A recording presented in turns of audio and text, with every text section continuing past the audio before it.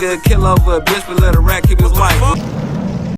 Tether both the Chanel Drinks murder, the murder of Mr. Ford and Mr. McMiller, and the multiple shootings at Waters Road, one of which this is a 911 call in response to. So is there going to be other evidence that either has come in or will come in that this shooting at Waters Road occurred on March 12th of 2022? One brief moment, Your Honor. Okay.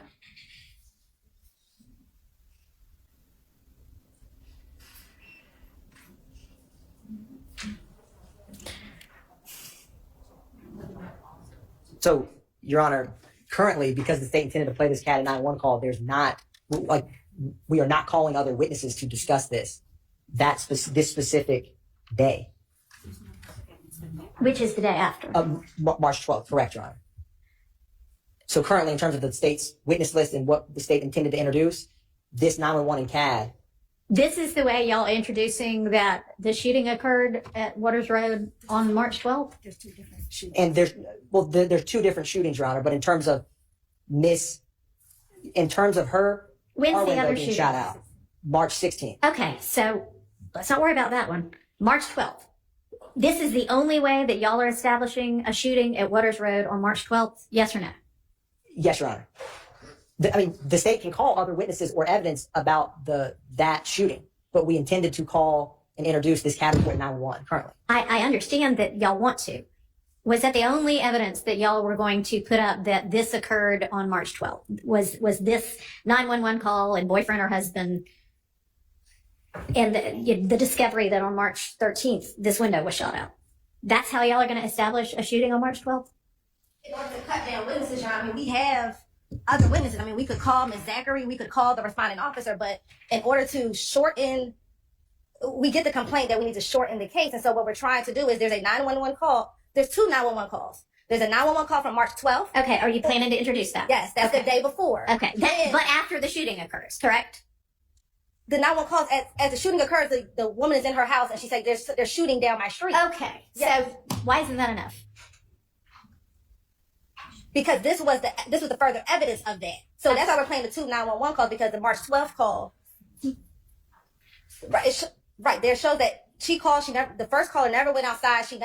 All she says is there's shots fired. On March 13th, when that witness goes outside, she sees that her car has been riddled by bullets. Now there's additional evidence that Ms. Zachary would bring in that her daughter heard the gunshots the night before, but we're not bringing that in. So what we're trying to do is tie in the first call from March 12th and then the call from March 13th. There's more evidence, but we're trying to, as best, get in what is relevant to establish that there was a shooting. Again, all of these shootings are in response to what happens in February with Wyatt and Lucci getting stabbed. Is it riddled with bullets? When you say, excuse me, maybe I shouldn't say riddled with bullets, but there are bullet holes in her vehicle. How many? I believe there's one to her vehicle. Okay, y'all can know. Just no. We have got to figure out some things that we can do without in this case, and this is one of them. And not because it's hearsay or confrontation clause. Just because it's just too much. Waste of time. Okay, let's move on to the next. Your Honor? Yes. May I just ask for clarification? Does that also apply to Frederick, I believe it's Frederick Whetstone, the boyfriend that lives there? Yes, Okay. he doesn't need to testify either. Okay, thank you. If we have established the shooting occurred, we don't need more people establishing that the next day they discovered that the shooting occurred. All right, let's move on to the next. Your Honor, may I Yes. have some clarification? Just the court is excluding the 911 call. What is it that the court is excluding? Yes, that 911 call from whomever the next day that she discovered that there was a bullet to her car. Okay. And whoever that is, the boyfriend or the husband who was going to come and say, yeah, there was a bullet to the car. Okay, he wasn't only going to testify to that. And What I know else that was he going to testify to? This is a person, she and he, who have been living next to this particular location for some months at least. Okay. They see who comes and goes, and they see what cars, what vehicles come up to the location. Okay. They see the nature of the interaction of people with the location. And as far as that particular night goes, as Ms. Hilton said, she heard what she thought was gunfire. And we are, of course, adhering to the court's ruling regarding the 911 call, but she heard what she thought was gunfire. She saw evidence of it. They saw evidence of it the next morning. But Okay, but he's not going to testify that the girlfriend, heard gunfire. no, Okay. he's not to test. No, no. Mm-mm. So whomever this person is, the boyfriend or husband, is going to come say, here are the comings and goings that I noticed over the course of the last few months, including the night of the shooting. Here's who I saw, or here's what cars or whatever. Right. Okay, that's this fine. Is what, this is what we anticipate from that particular witness. The female, the young woman that Ms. Hilton mentioned earlier, she, in addition to showing us, or in addition to having that bullet hole in her car, she has met with us and shown us the bullet holes in her house. We don't have those photographs. I'm just telling the court what. Was she going to testify also? We took her name off the list. Okay. I'm just telling the court what. Was she going to testify also? We took her name off the list. Okay.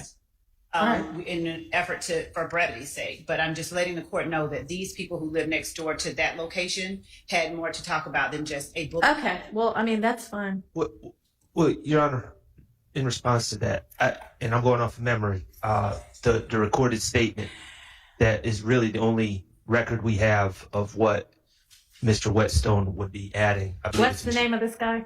I believe I'm being accurate with Mr. Whetstone, but Wesley? Whetstone. Whetstone, okay. And the issue I have is, and just to be clear, Mr. Whetstone, as I understand it, is not testifying, oh, I saw a Audi with this tag number. I know, I'm just using Shannon as an example. I know Shannon and I see him going in there. Mm-hmm.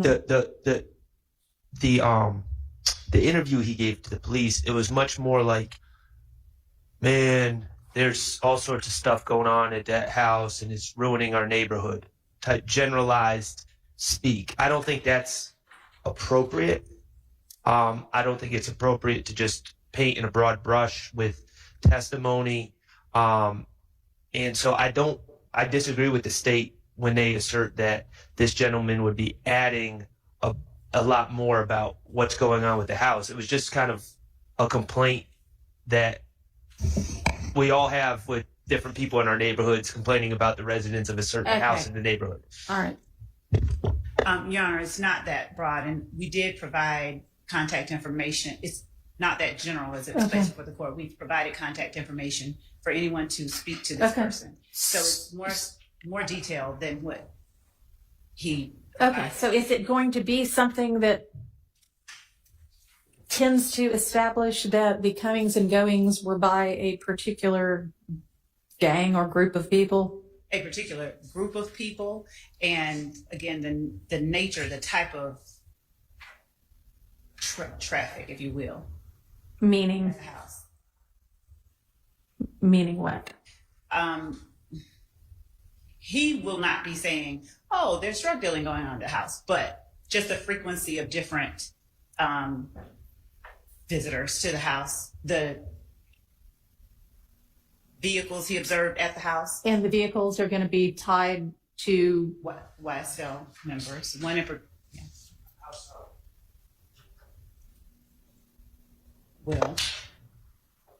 in particular belongs to Mr. Williams, for instance.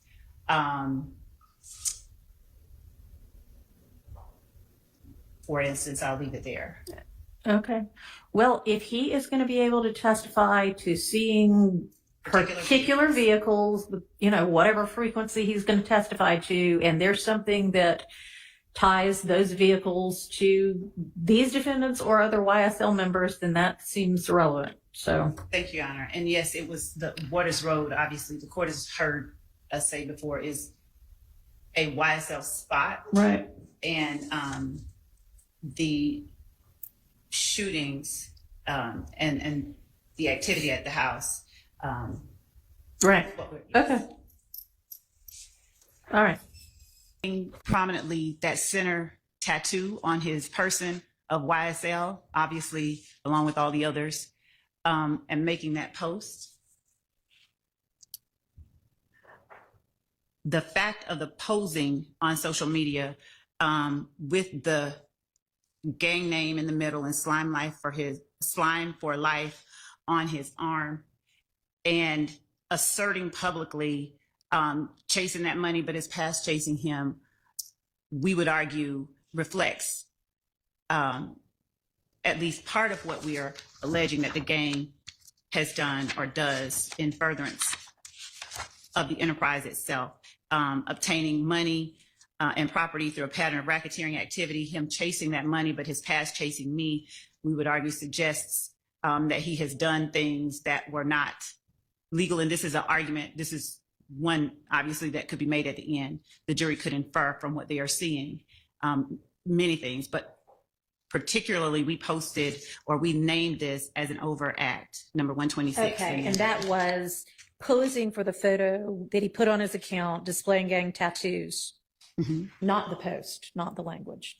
What you put in the indictment is the description of it. Yeah, the description of what happened. He posed. Did pose for a photo released on someone's Instagram account displaying gang tattoos with YSL on his chest and slime for life on his right arm, an overt act in furtherance of the conspiracy. Right. And the language, the language further shows how he is furthering the conspiracy. How is that furthering the conspiracy? Chasing that money, but his past chasing him suggests that he not only does things or has done things that perhaps in chasing that money, they're not legal.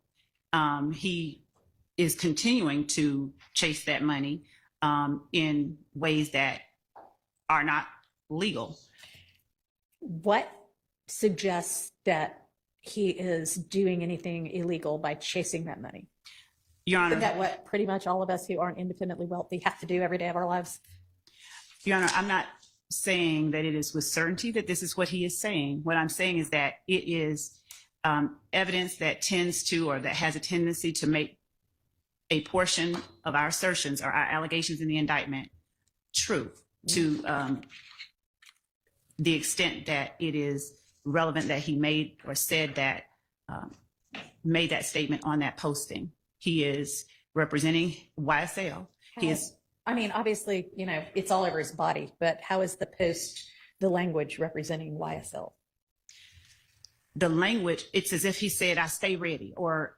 It really doesn't seem to say that. I didn't say You can put that post in the picture without the language.